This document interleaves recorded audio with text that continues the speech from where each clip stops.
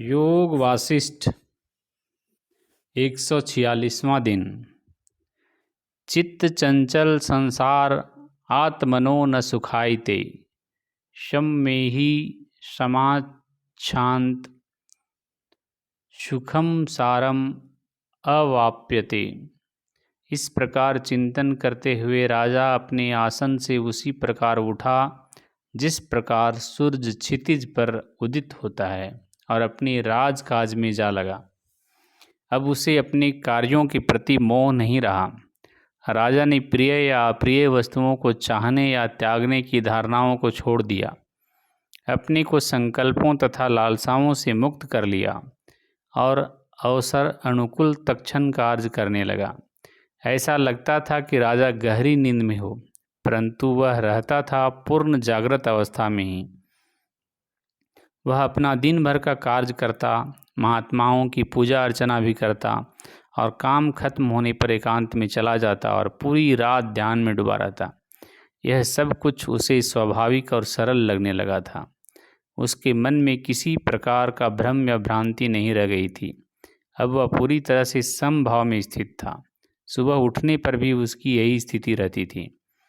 राजा जनक ने अपने मन में यह सोचा, हे मेरे अस्थिर मन, यह सांसारिक जीवन तुम्हारे लिए सच्चा सुख नहीं ला सकता, इसलिए समभाव की स्थिति प्राप्त करो।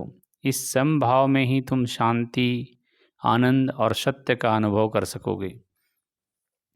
जब तुम बिना अनुशासित हुए अपने अंदर उल्टी बातें सोचने लगते हो, तब तुम्हारे अंदर सांसारिक भ्रम फैलने लगता है। जब तुम सुख की इच्छा करते हो, तब इस संसार रूपी भ्रम की असंख्य शाखाएं फूटने लगती हैं। विचार ही है जो दृश्य संसार का महाजाल रचता है। अतः इस सनक को छोड़ो और समभाव प्राप्त करो। अपनी बुद्धि से तौलो कि इंद्रिय सुख अधिक मूल्यवान है या शांति या आनंद। तुम जिस सत्य तक भी पहुँचो उसकी प्राप्ति करो। सभी आशाओं और प्रत्याशाओं को छोड़ो।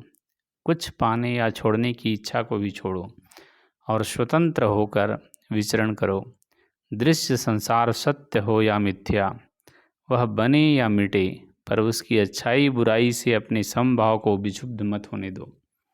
तुम्हारा कभी भी इस दृश्य संसार से सच्चा संबंध नहीं होने वाला।